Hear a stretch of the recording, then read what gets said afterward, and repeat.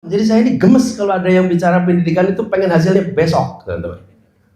Kurikulum diganti hari ini, laksanakan besok. Saya bisa, teman-teman. Saya bisa, it doesn't work that way. Siang ini saya dapat tugas. Tugasnya ini peran pendidik sebagai agen warga negara aktif untuk mendukung SDGs. Peran pendidik. Sementara yang ada di sini, Pak Rektor ini mantan Sekjen, Sesdijen GTK. Saya tadi bilang sama beliau, harusnya Pak Nurjaman yang ngomong di sini.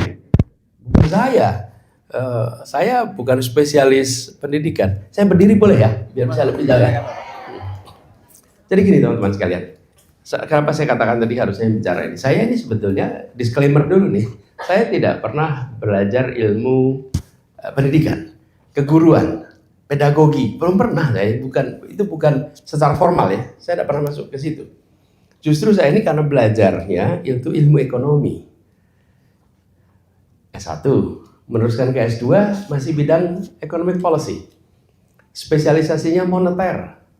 Tesisnya tentang nilai tukar, currency market. Jadi jauh dari urusan ini. Nah, kemudian saya meneruskan PhD, Political Economy and Development. Lalu dalam proses itu semua, sekalian, dan ini saya sampaikan dalam konteks SDGs. Dalam proses itu semua, saya sampai pada kesimpulan yang sudah disimpulkan oleh banyak orang. Bahwa kemajuan bangsa sangat ditentukan oleh investasi bangsa itu di aspek pembangunan manusia. Jadi pembangunan manusia adalah kunci untuk mendapatkan peningkatan kesejahteraan, peningkatan budaya dan kebudayaan serta peradaban dari sebuah bangsa. Kuncinya di mana? Kesehatan dan pendidikan. Dua itu adalah kunci dasarnya. Sehat, terdidik. Karena inilah kualitas dasar manusia. Nah, dari situlah kemudian kenapa saya jadi akhirnya masuk ke urusan pendidikan. Dan Bapak-Ibu sekalian, teman-teman semua, kalau lihat di Asia itu ada sebuah bangsa yang paling awal serius melakukan reformasi pendidikan. Bangsa mana itu? Apa? Cina? India? Yang paling awal? Mana? Jepang. Ya, Jepang itu paling awal. Ketika bangsa Jepang menutup diri lebih dari 300 tahun, itu Tokugawa period. Lalu mereka ketemu dengan Barat yang maju, itu mengalami kekagetan yang luar biasa. Apa ilustrasi anekdotal? Anekdotal tapi true story. Ilmu bela dirinya di Jepang hebat, bukan? Dan kemampuan mereka untuk berperang juga hebat, bukan, waktu masa itu. Tapi semua ilmu bela diri itu, secanggih-canggih apapun, cukup dengan satu pelor, jeder, tumbang. Coba bayangkan misalnya. Semua ilmu yang diakumulasi ratusan tahun itu, yang panah kayak, yang pedang kayak, yang ilmu karate kayak, semua itu ketemu dengan satu pelor, itu shocking. Betapa terbelakangnya kita. Betapa mereka punya alat kecil sekali yang cetak, selesai. Dan lalu yang terbayang, ini kekuatan besar ini dibalik itu, dibalik simbolik, anekdotal ini kelihatannya. Yang kedua, anekdotal, tapi faktual. Mereka memang jarang bepergian karena diisolasi kan. Terkejut melihat kapal uap terbuat dari besi bergerak tanpa layar. Selama ini kalau kapal itu bergerak pakai layar. Nah, ini ada kapal nggak pakai layar, terbuat dari besi, bisa jalan. Apa yang terjadi? Kami tertinggal. Kesimpulannya itu. Lalu apa yang dilakukan? Teman-teman bisa baca ini agak lengkap di sebuah tulisan ditulis oleh namanya Kishore Mahbubani. Kalau Anda baca lebih jauh, ini saya ilustrasinya aja. Dia membentuk sebuah tim terdiri dari 52 orang, Kaisar Jepang, dikirimkan ke Eropa dan Amerika Utara untuk belajar pendidikan. Studi, tur. Ini studinya beneran turnya itu. Jadi kunjungan kerja. Berapa lama kunjungan kerjanya? 2 tahun. Oke, jadi ini bukan kunjungan kerja basa-basi untuk foto. Foto posting, enggak. Ini kunjungan kerjanya 2 tahun. Jadi mereka 52 orang ini berkeliling dari satu negara ke negara lain. Membandingkan sistem pendidikannya secara komprehensif di tiap negara. Setelah 2 tahun pulang, sampai di Jepang sudah lengkap blueprintnya. Jadi bukan jalan-jalan santai. Mereka kumpulkan, akhirnya apa? Mereka membangun sebuah sistem pendidikan kombinasi. Dari Jerman ambil ini, dari Inggris ambil itu, dari Swedia ambil ini, dari Amerika ambil, dikombinasi menjadi sistem pendidikan yang mereka miliki. Oke? Jadi ketika melakukan pembandingan, itu prosesnya deduktif-induktif. Ini eklektik nih yang dikerjakan.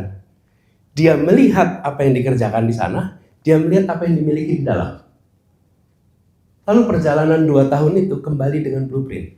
Jadi teman-teman, kalau kita lakukan studi banding itu baik-baik saja, tapi yang serius. Ini contoh keren studi banding serius nih. Pulang dokumen, sudah itu dokumen itu dipegang, jalankan. Itu pertengahan abad 19, 1860-an. Dalam waktu 4 dekade, Jepang sudah berhasil menjadi sebuah negara yang disetarakan dengan Eropa dan Amerika. Dan di sini, di Indonesia, waktu itu Belanda memiliki 3 kelas masyarakat. Satu adalah Bumi Putra, yang kedua adalah Timur asing, yang ketiga adalah Eropa. Jepang dinaikkan statusnya dari Timur asing menjadi Eropa di Indonesia. Jadi status Jepang itu di Indonesia sebagai setara dengan Eropa. Lewat apa itu? Investasi, pendidikan. Ini sebelum Tiongkok mengerjakan, sebelum Korea mengerjakan, sebelum Singapura, sebelum bangsa-bangsa lain mengerjakan di Asia. Dan yang menarik, ini negeri pertama kali ini, dia berhasil mengkombinasikan antara pendidikan modern dengan akar budaya tradisional. Itu dahsyat teman-teman. Kalau sekedar modern saja, itu satu arah, tradisional saja satu arah, bukan? Tapi bagaimana akar tradisinya? Salah satu ciri akar tradisinya apa? Dalam waktu 100 tahun sejak mereka mengerjakan, Jepang masih mempraktekkan hal-hal yang menurut orang barat itu irasional. Ini teman-teman, saya berikan ilustrasi ini untuk menggambarkan. Dia sudah mencapai yang sekarang disebut sebagai 17 target SDG itu. Betul tidak, teman-teman? Dan apa yang terjadi? Salah satu peran yang paling dihormati di sana, guru. Jadi saya tidak tahu itu benar dikatakan oleh kaisar atau tidak. Tapi kan kutipannya di mana-mana, bukan? Sesudah Hiroshima dan Nagasaki dibom. Hiroshima dan Nagasaki dibom itu tidak pernah menghancurkan Jepang, enggak. Yang hancur ya 2 kota itu. Jepang enggak hancur. Ya 2 kota itu. Tetapi secara mental itu hancur lebur. Secara percaya diri hancur lebur. Secara kekuatan ekonomi, tidak, ya 2 kota itu aja yang kena. Ini teman-teman, saya ingin sampaikan sebagai konteks. Bahwa ketika kita bicara tentang peran guru di dalam mencapai target-target Sustainable Development Goals, saya usul, jangan kita menurunkan level percakapan menjadi hal-hal teknis saja. Kenapa? Karena guru ini bukan sekedar pelatih untuk persiapan kerja. Kuliah itu kan bukan persiapan kerja, bukan? Sekolah itu bukan persiapan kerja, bukan? Bahwa dengan sekolah dan kuliah bisa bekerja lebih baik, iya. Tapi tujuan kuliahnya kan bukan untuk persiapan kerja, bukan? Nah, karena itu, di dalam kita berbicara tentang peran guru, saya usul arahkan untuk berbicara tentang karakter-karakter utama yang dibutuhkan oleh generasi kita di masa depan agar penyiapannya dari sekarang berjalan dengan baik. Dan kalau kita bicara karakter anak-anak kita di masa depan, artinya karakter guru hari ini. Karena karakter guru hari ini adalah karakter anak di masa depan. Nah, ini teman-teman, bayangkannya pendidikan. Tadi saya ceritakan soal Jepang. Nah, pendidikan ini prosesnya memang agak panjang. Beda dengan kebijakan ekonomi. Kebijakan ekonomi itu pendek, cepat. Menteri Keuangan dilantik, langsung bisa ambil kebijakan, pindahkan 200 triliun. Oke, dari BI ke perbankan, langsung bukan? Menteri Pendidikan nggak bisa begitu. Yang dikerjakan hari ini, efeknya panjang. World Economic Forum itu diselenggarakan tiap bulan Januari di Davos. Kalau World Education Forum tiap berapa tahun? World Economic Forum tiap 1 tahun. Kalau World Economic Education Forum, ada yang mau tebak? Tebak tuh gratis teman-teman. Educated guess, ayo mahasiswa aja. Educated guess. Berapa? 3 tahun. Ya, good guess. Far from right. 15 tahun. 15 tahun. Jadi saya ini gemes kalau ada yang bicara pendidikan itu pengen hasilnya besok, teman-teman. Kurikulum diganti hari ini, laksanakan besok. Tidak bisa, teman-teman. Tidak bisa, it doesn't work that way. Saya ikut dalam World Education Forum, karena masih sama Pak Nur zaman tuh, 2015. World Education Forum sebelumnya tahun 2000. Sebelumnya tahun 85. Sebelumnya tahun 70. Bayangkan teman-teman. Sepakat 1, 2, 3, 4, 5, 15 tahun dilaksanakan. Nah, mindset kita itu pendek maunya. Apalagi yang berada di wilayah politik. Pengennya pendidikan itu menghasilkan dukungan suara besok. Kalau dukungan suara besok, pasti yang diberikan hal-hal yang bisa difoto, Bapak Ibu. Sama kan bisa ditunjukkan fotonya. Temannya Pak Pranoto nih, sama-sama teman kuliah nih Pak Pranoto. Pak Pranoto, teman SD, sama-sama nih, fotonya sama. Yang satu jadi PhD, yang satu amat terdidik, yang satu putus sekolah. Ketemu lagi 15 tahun, foto bareng, ada bedanya nggak? Ya nggak bisa ditunjukkan bedanya, kecuali dijelaskan, ini PhD, ini bukan. Bedanya pada saat apa? Begitu dikasih pekerjaan, yang satu akan bisa bekerja dengan ABCD, yang satu tidak. Jadi hasil pendidikan itu secara politik seringkali nggak menarik. Kenapa? Investnya hari ini banyak, hasilnya yang paling berat ngadepin ini siapa? Bappenas nih. Saya dorong Bappenas di sini baik kan? Karena yang Bappenas pasti tahu konsekuensinya panjang, tapi yang berada di pengambilan keputusan inginnya hasilnya cepat. Betul nggak Pak? Inginnya cepat. Nah ini yang harus diubah. Kalau menurut hemat kami, sebagai salah satu pandangan menyaksikan berbagai macam reformasi pendidikan dilakukan di banyak tempat, kunci memajukannya adalah meningkatkan kualitas guru. Di dalamnya ada unsur yang lebih penting, namanya kepala sekolah. Karena kalau kepala sekolahnya baik, manajemen sekolahnya baik. Kalau manajemen sekolahnya baik, maka kinerja pendidikannya akan, dan banyak studinya soal itu. Yang kedua adalah kualitas guru. Dan kualitas guru ini teman-teman, yang menurut hemat kami seringkali terlewatkan. Bagaimana guru bisa bekerja dengan serius kalau kebutuhan sebulan nggak terpenuhi dari gaji bulanan? Betul. Bener nggak teman-teman? Ya kan sederhana. Ini yayasan kepengen Pak Dekan fokus, tapi gajinya separuh bulan. Kira-kira bisa fokus nggak? Nggak mungkin lah. Ya maka itu, dengan gajinya diamankan, kesejahteraan diamankan, Pak Dekan fokus ngurusin fakultas. Itu sederhana sekali teman-teman. Nah ini republik ini harus serius soal guru. Tanda keseriusannya apa? Gurunya tidak terlantar. Itu tanda keseriusan itu. Gurunya dipikirin hidupnya. Kalau itu terjadi, baru kita bisa nuntut macam-macam dari guru tuh. Harus A, B, C, D, E, F, G. Tapi kalau itu belum terpenuhi, sulit sekali.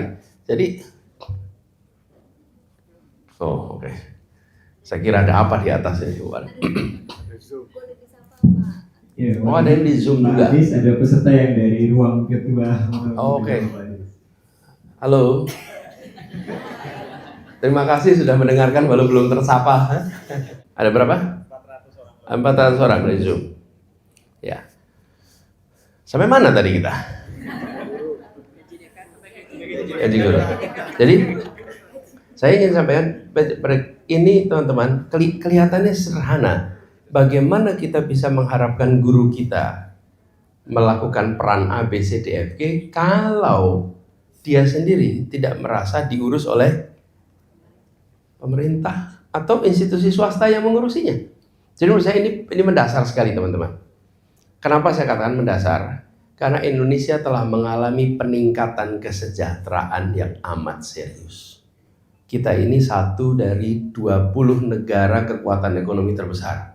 Urutan kita nomor 16. Dengan kemampuan seperti itu, maka kita harus memandang pendidikan sebagai investasi. Dan kalau pendidikan sebagai investasi, maka pelaku terpenting dalam pendidikan harus mendapatkan investasi yang cukup besar. Siapa namanya? Guru. Ini logik sederhana. Ini beresin dulu nih. Nah, sesudah itu, teman-teman, atau bersamaan dengan itu, maka ada beberapa karakteristik tentang masa depan yang harus muncul di guru-guru sekarang. Jadi kalau kita bicara tentang siswa abad 21, sesungguhnya implisit itu mengatakan guru abad 21. Karena memang problem kita di sini nih Pak Nurjaman, yang dirasakan Pak. Apa? Anaknya abad 21, sekolah gurunya abad 20, sekolahnya abad 19. Termasuk ruangan ini abad 19 ini ruangan ini. Ya kan, dia modern alatnya, tapi formatnya kan tradisional, bukan? Formatnya tradisional. Ini klasikal ini kita. Kalau nggak klasikal ini muter gitu. Kemudian setara. Nah kita, ruang-ruang kita ini masih ruang-ruang abad 19. Saya pernah datang ke sebuah sekolah SD. Satu ruangan sebesar ruangan ini, itu satu sekolah SD. Saya lihat dahsyat betul, satu sekolah Pak. Kelas 1-nya di situ, kelas 2 di situ, terus di tengah tuh alat tulisnya semua. Pada gantian pakai alat tulis gonta-ganti. Kemudian nanti besok bisa pindah lagi. Satu ruangan. Itu kenapa? Karena didorong nomor 17 dari SD, kolaborasi. Jadi dorong untuk kolaborasi kelas 1, kelas 2, kelas 3 itu bisa kolaborasi. Jadi kita menemukan banyak sekali format-format abad 21 sebetulnya. Nah kita harus dorong semuanya masuk ke abad. Nah gurunya dulu nih sekarang. Karena guru itu jadi penengah tuh. Fasilitasnya abad 19, anaknya abad 21, gurunya abad 20. Nah ini jadi jembatan. Ini teman-teman sekalian, yang kita perlu dorong teman-teman. Apa yang perlu didorong? Kita sudah baca semua, apa sih yang dibutuhkan di abad 21? Udah disampaikan semuanya. Apakah kemampuan berpikir kritis, kemampuan berpikir kreatif, kemampuan komunikasi, itu semua udah pada apal tuh 4C itu, betul nggak teman-teman? Kompetensi itu. Nah ini menurut saya ini harus didorong untuk tumbuh di guru. Dan saya usul di dalam itu semua ada satu kata yang menurut saya harus namanya pembelajar. Guru pembelajar. Waktu itu kita sama-sama ya Pak ya, bikin apa? Guru pembelajar. Learners, teachers as learners. Guru sebagai pembelajar. Nah, kalau guru sebagai pembelajar, maka keingintahuan dia, kemudian proses pembelajarannya itu akan menjadi inspirasi bagi anak. Karena dia sebagai pembelajar. Yang saya sering khawatirkan adalah kalau guru tidak lagi merasa sebagai pembelajar. Kalau guru nggak merasa pembelajar, selesailah sudah.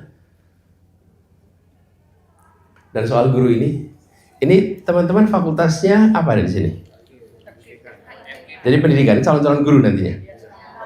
Ada guru. Ada jadi guru di abad 21. Ada AI, ada macam-macam. Tanya saya buat teman anak-anak nih. Bisa nggak guru diganti teknologi? Hah? Yakin? Karena calon guru ya? Masa job saya diambil sama teknologi? Yakin? Saya itu kemarin ada tamu ketemu saya. Dia bilang, Pak Anies, dia sebut nama sekretaris saya. Mas X itu manusia betulan atau AI sih Pak? Saya bilang, kenapa gitu? Ya karena dia komunikasinya kan nggak pernah ketemu orangnya. Komunikasinya pakai WA. Saya pada kesimpulan kelihatannya asistennya Pak Anies ini AI ini kelihatannya. Saya bilang, wah ini fitnah ini, saya bilang. Ini manusia betulan nih. Nah, pertanyaannya saya ubah. Guru macam apa yang bisa diganti teknologi? Guru macam apa yang tidak bisa diganti teknologi? Ya? Jadi pertanyaannya salah itu tadi. Bukan bisa diganti atau tidak, tapi guru macam apa yang bisa diganti teknologi, guru macam apa yang tidak bisa diganti. Jadi bisa diganti atau tidak terserah Anda, terserah kita. Kalau kita berbicara repetitif, mekanistik, daur ulang, PowerPoint bisa menggantikan, PPT bisa dipakai, rekaman bisa dipakai, betul nggak teman-teman? Tapi kalau Anda learners, Anda pembelajar, mengajar sepenuh hati, mengajar bawa inspirasi, teknologi apapun tidak akan pernah bisa menggantikan peran guru. Benar nggak teman-teman?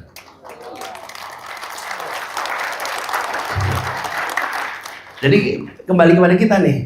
Jadi pesan pertama nih, jadilah learners.